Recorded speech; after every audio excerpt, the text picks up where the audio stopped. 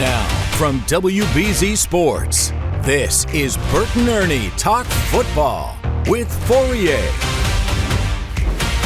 Always love that opening. Welcome, everyone, to Burton Ernie Talk Football with Fauria. I'm Steve Burton. Another week, another win for the Patriots. And you know what? This never gets old. Just keep stacking them up. Ernie Adams alongside Christian Fauria. Good to see you guys. The question is, now they got to come home. Okay? They got to be able to win at home. The Patriots have not won much at home this year. They didn't play much at home this year, but they 1-2 at home. What's up with that, Ernie? Well, I think the biggest thing is the Patriots are a much better football team than they were when they played those early games at home. I don't think there's something bad in the water in Foxborough, that's keeping them from winning. You always like, as a player, coach, you always like playing at home, but the biggest thing is the improvement they've made in their play. Yeah, I would, just to go off that, is the 2023, 2024, 3 wins at home, 1 win in 2023, 2. They won 4 games altogether in each one of those years, so they just were a bad football team. So whether they're playing at home or on the road, I don't think it mattered. It was going to be tough either way. But check out the stat. They're 3-15 in the last 2 years at home. Yeah. Well, look, 3-15. Look, the last 2 years, they were one of the worst teams in the league. So that's what you got to have. You got bad, like Christian said, you got to be bad at home, bad on the road. When you're a bad team, that's what you get. Yeah, there's no, this whole aura of Gillette Stadium had nothing to do with, anything to do with the stadium or the lighthouse. It had to do, there were good teams. Mm-hmm. There was a dangerous coach on the sideline. There was a ninja at quarterback. So you were freaking out regardless of where you were playing the Patriots. So, the only time we ever had, I really remember home field advantage was our division playoff game against Tennessee in 2003. Cold. Where we practiced in the cold all week. And I remember their players come out and you see the highlights. My fingers are so cold, I can't feel them. And we were like, what's this? It's cold. Big That's deal. A true home field advantage. That's a home field advantage. Well, how do you make this a house of horrors again for the opponents? Get good players and get them playing well. All right. Well, Drake Maye is playing well. So let's talk about Drake. Here's my biggest fear. Uh-oh. Okay? You know where I'm going with this. Protecting himself from himself. Right? Here's a guy that's putting up big numbers, but he's got to run less because he's taking a lot of hits, Ernie. No, listen, as we said last week, when they call a pass, they want the ball thrown. So, no, but that's so. Sounds simple, but yes. But so basically, when they call a pass and he's running, that's Plan B, and you don't want to be on. You'd rather have him just slide in the pocket. But he's doing a much better job keeping his eyes downfield, moving a little bit, and he's made some big plays like that. Yeah, and it's some of it's the offensive line, some of it's the play call, some of it's him holding on to the ball. I will say that I do think, and this may seem weird, I do think taking a sack or getting tackled as a quarterback is an art. I think some guys are better at just going limp and just being a noodle and not twisting their knee or falling the right way where they don't dislocate their shoulder. I do think when it's over, I do think there's a unique way to protecting yourself as opposed to getting hurt.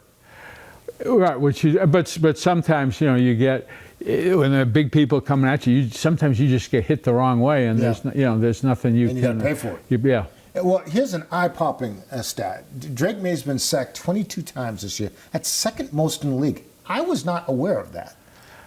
Does that surprise you? It does. If you tell me it's the second most in the league, I would say I'm surprised because overall I think their offensive line play has improved dramatically, and that's a big part of the reason that their production has increased.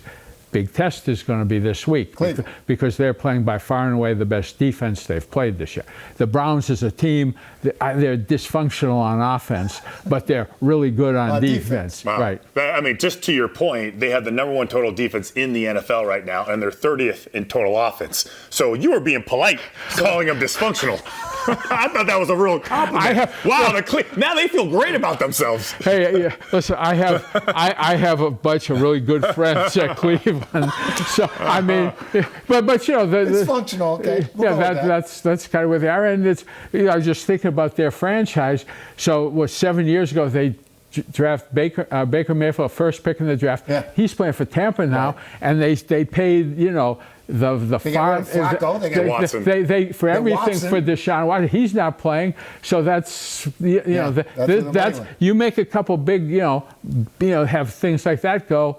Your team, your whole franchise can be 10 years of in the wilderness. You mentioned the offensive line, which brings us to the run game, because last week they ran the ball pretty well in Nashville.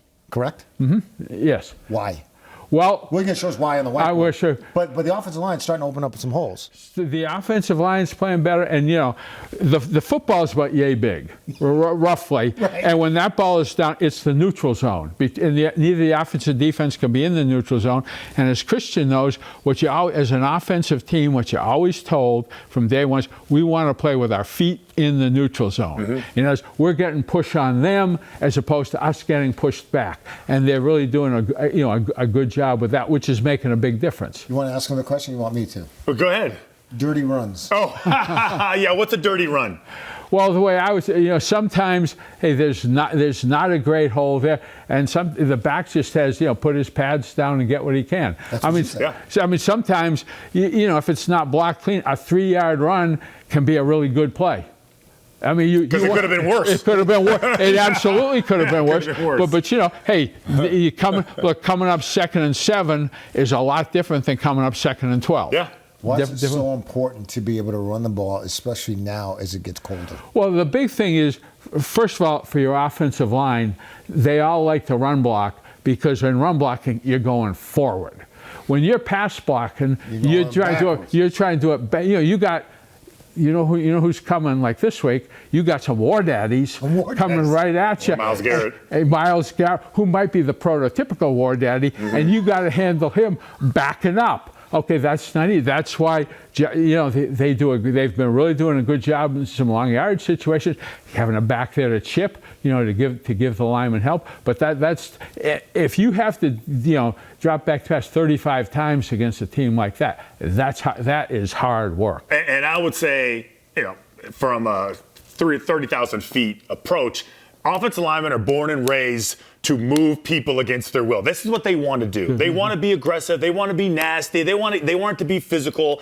And pass blocking, just by the nature of it, is passive. To your point, you're backing up. You're absorbing contact instead of delivering it. I think that's a mindset that most offensive line appreciate, especially if your head coach comes into your meeting room and says, guys, buckle your chin strap. The Tennessee Titans don't have a very good run defense. We are going to expose that, and we're going to run the ball. And running the ball is where you can control the tempo of the game. You're just going at them. You're moving them backwards. That's as an offensive team, you love it, and it's demoralizing for a defense to know, hey, they're running 5 yards of plans, and we really don't have a way to stop them. All right, good stuff.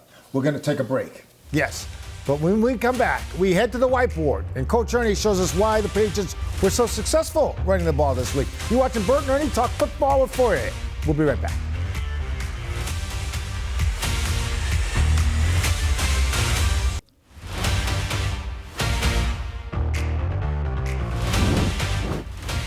Welcome back to Burton Ernie talk football with Fauria. We're talking run game. We're talking why it works so efficiently. Ernie, take it away. Well, the first thing I know we all heard last week, both Coach Vrabel and I saw Mike and Wayne who had comments about we got to do better on our double teams. Double teams. Okay, so starting right here, this is the same basically the duo play that we talked about in the after they beat Miami, came back a little bit. So you're starting off and you want to get your feet in the neutral zone instead of just having one man blocking the defensive tackle, get two men blocking, get him started, and then you got to come off for the backer. But the big reason, which I thought was a lot of fun to watch last week, was the blocking of the wide receivers, because an NFL defense has safeties, a lot of whom are almost linebacker types, and if you don't get them blocked, they're going to be sitting right in the hole and make the tackle. So somebody's got to account for them. You have to get them blocked, and when you're talking about blocking NFL defensive backs, the term for it is for these receivers, you have to stick your nose in the briar patch. Okay, you think stick your nose in the briar patch. Bear rabbit. Right. So you think receiver, they run downfield, catch the ball, all that. Well, this is the receiver version of a 3D job. Okay. Difficult, dirty, and dangerous. Okay. Ooh, I feel like it's Mission Impossible 10. So starting off last week, and practically all the Patriots receivers last week at one time or another had an opportunity to go make a big physical block. But starting right off the gate, who's this guy? This right after that was Chisholm. Your Chisholm left him. Yeah. After Chisholm. So he's motioning over. And one thing you like about motion with the running game, when you go in motion, all these people on the defense have to adjust. So he comes over to motion, and the corner doesn't really get up on the line of scrimmage. So we talk about get your feet in the running game. Yeah. That includes the receivers, because when you're running the ball, everybody's at the point of attack. Okay. Nobody gets to just take a play off. So we come over here, we make contact with the corner at 2 yards, who's supposed to be the force man. If you're on defense, you're saying that this corner, when it's cover 2 and the runs right at him, is going to take the receiver on right there. The difference between just past the line of scrimmage and 2 yards deep. Big difference. Big difference, because that's what allows Raymondre to come up and make his cut this way, going north and south, as opposed to having to make this kind of east-west cut, which never works. And this worked because Chisholm. Because that was right. He made contact, and good physical block, but he made contact 2 yards on their side of the line of scrimmage. Okay. And there is like, this isn't a block you need to hold for a long period of time. We used to say arm tackles don't exist in the NFL, right? So if you got to put a body on them, you got to show presence and effort and willingness. To your point, is the most important thing sometimes. But you can't hold. You can obviously you cannot hold. hold. No holding. And just to understand, we're talking about holding. What the officials look for when they call holding. So the officials' mantra is feet get beat. Okay. In other words, if I get you right in here, I can do whatever I want. If you're out here, if I'm out here, my feet are beat, I'm just grabbing you with my arms out in space. That's what they see, the arms out here, the jersey being pulled. But if you get them right in here, it's put right in the frame, you're fine. But they say, hey, don't extend. But feet get beat when you're out here in space, grabbing them with your arms. You can even extend if you want, as long as your hands are inside. Inside, right? What they say, but they're looking for the arm, being out here. Yeah, the biggest problem is always, even if you put your hands outside, they may not call it, but if the defensive end or linebacker shows that they're being held and they're trying to fight off your hold, they're going to get a flag every time. And it's especially these guys. And particularly Christian, tight ends, because the guys on the edge, they say, hey, just one little quick tug is what allows an NFL back to, That's it. No arm tackles don't exist in the NFL. So that's interesting. So most receivers, right? They want to catch the football. Yeah. Nobody really wants to block. But if you're going to play football in the National Football League and on a good team, you have to get, like I said, stick your nose in the briar patch. I mean, everybody knows, the way the Broncos ran the ball with with Mike Shanahan. Hey, if you won't block, you're coming over on the sideline, stand next to me. And correct me if I'm wrong. Second level runs, the big 80-yarders, the 60-yarders, it's because the second level and the receivers are blocking downfield. Totally. When you see a big run, almost invariably, some receiver got a block down here. The back, these people inside they be responsible for the first few yards of the run. Okay. When you get out in space, then the receivers become critical. But again, it's using the formation. Hey, there are 3 receivers over here. The defense will all come over here. We motion. We got a chance to get a little bit of an edge over there. What about stupid blocks? And what I mean by that is, you've already passed the line of scrimmage. You're downfield. Okay, you don't really need to block the guy, but you do it anyway. Well, the big thing you want to do is, when you're down there, if you can see the name on the back of his jersey, don't do it. Don't hit him. Don't do it. Because there's a block in the back. There's a block in the back. And then you would always ask yourself, like, once you're watching film, you come to the sideline, Was it worth it, and did it affect the run? And if the answer is no, then you probably had a stupid block. Oh, that's interesting. Good stuff. Good stuff. Yeah. How we doing on time? We're going to run out. Okay. So I got to take a break. Okay, good. Right? But when we come back, we'll talk 2-minute drill with Ernie. Talk about time. Yeah, 2-minute drill. 2-minute drill. As they go down the field, we'll be right back. Stay with us.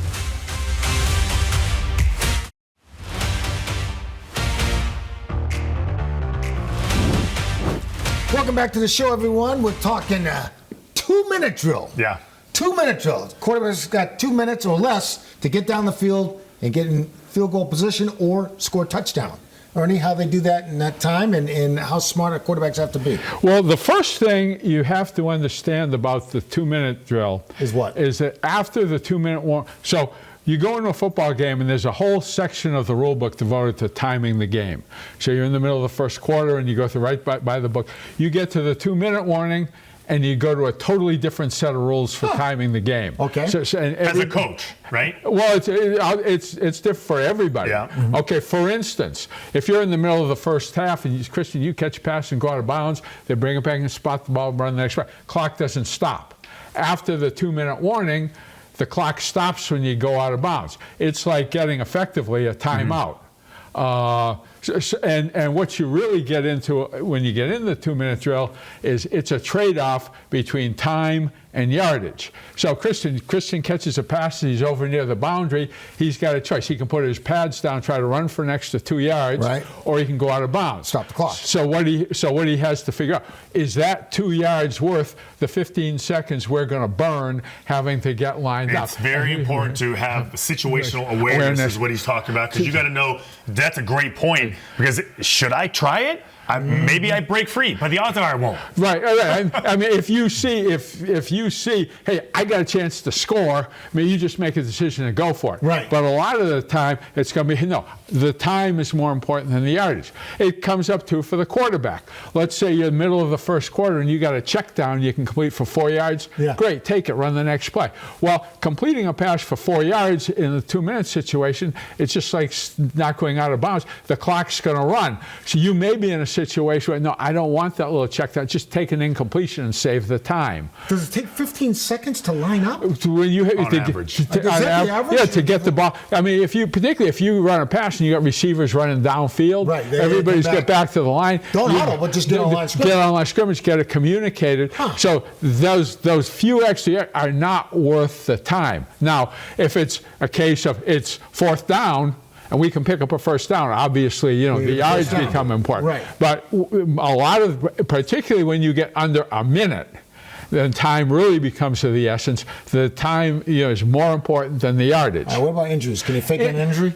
Oh, I'm hurt. Nah, well, it depends. Well, okay, if a player goes down and is hurt during any point in the game, the officials will always stop play so the medical people come out and do what they need to do. Always. It's player safety first.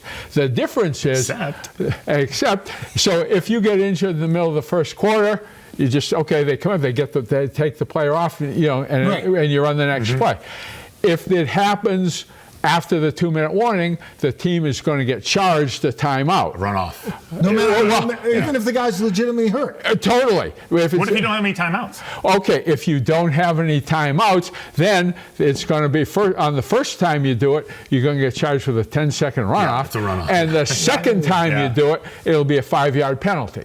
Hold on, so somebody can get hurt without any timeouts, and you get penalized for that too? Yes. Well, because so many people have taken advantage of it and use it as a loophole. So they take it out. They put this in there so that you won't even think about doing it, because they are always going to stop the game for the medical people can come out. It's safety first, but if you use it, what they call an excess timeout, you're going to get charged for it. All right, matchups. Okay, and the matchups. So during the normal course of the game, before the 2-minute warning, let's say the offense goes from 12 personnel, 2 tight ends in the game. They bring in an extra wide receiver, and the defense has the right. Because the defense always has. First, they have to see what the offense is doing. Someone's coming out. You talking about substitution. Substitution. So the defense then has the right to put in their personnel to match it. Then the officials will not let the offense snap the ball until the defensive people are on the field to play. So key to that would be keep the same personnel out there so you're not allowing the defense to catch up to you? You could do that. But after 2 minutes, there's no matchup rule. It's the Wild West. You can run guys on as soon as they're ready. As soon as you don't have to wait for anything. Except you can't have too many guys in the huddle. You can never have 12 in the huddle. But this would be you'd be going at the line and just run guy in, run a guy off. As soon as you say you can snap the ball and go. I have a question. Yeah. Can a guy just step in from out of bounds? Just be on the sideline. No, you have to come in to the numbers. So you walk in and then you just walk out.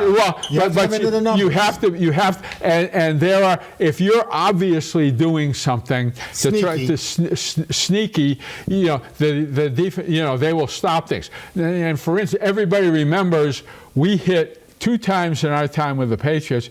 We hit the sleeper on the field goal. Yeah. Okay, but I can't. Brown. But we practice that every week, so we would be totally legal. That is so cool. We made sure. Hey, we are right by the book here. Gotta practice it. Gotta let the referee know. Yeah. All right, good stuff. Yep. Good stuff. We're gonna look ahead to the Browns when we come back. Stay with us.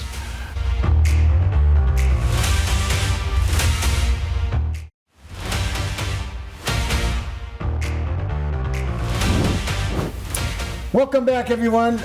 Burton Ernie, talk football with Fauria. You got to talk about the sleeper rule because you explained this Troy Brown thing. 30 seconds to do it. The sleeper play, which Christian remembers because he was on the team when we did it. He was there when we used to practice it every week.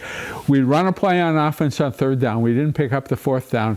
Troy would not leave the field. He would stay inside the numbers, establish himself as being completely legal, look at the official, point at him. So if he and the official knew I'm legal, he would then be able to go outside the numbers. They wouldn't see him. We pick up, throw him the ball, easy touch. Because nobody's covering him. Yeah. Nobody's covering him. Go look at St. Louis Rams versus Patriots. That's what 2004 in St. Louis. I love it. All right, we got to talk about Cleveland because that's who's next.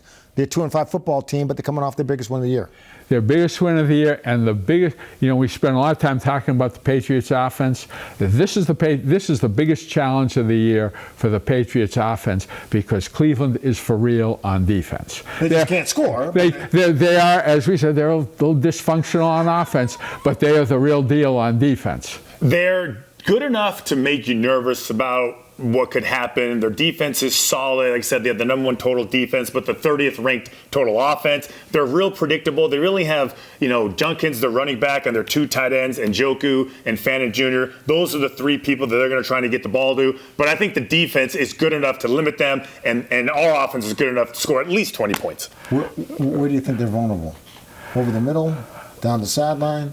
You really just have to go out and play because they're not particular. There's no vulnerability. Okay, you're going to earn everything you make on this team. There's no gimmies. Now it's got us scared half to death. All right. Well, that's the intention. I got it. All right. That's going to do it for this week's edition of Burton Ernie Talk Football for you. Don't forget we're on every Tuesday night on TV 38 at 9 o'clock. You can find us streaming on CBS News Boston and our YouTube channel as well. Have a great week, everybody. Saying so long for Christopher Fauria and Ernie Adams. I'm Steve Burton. See you later.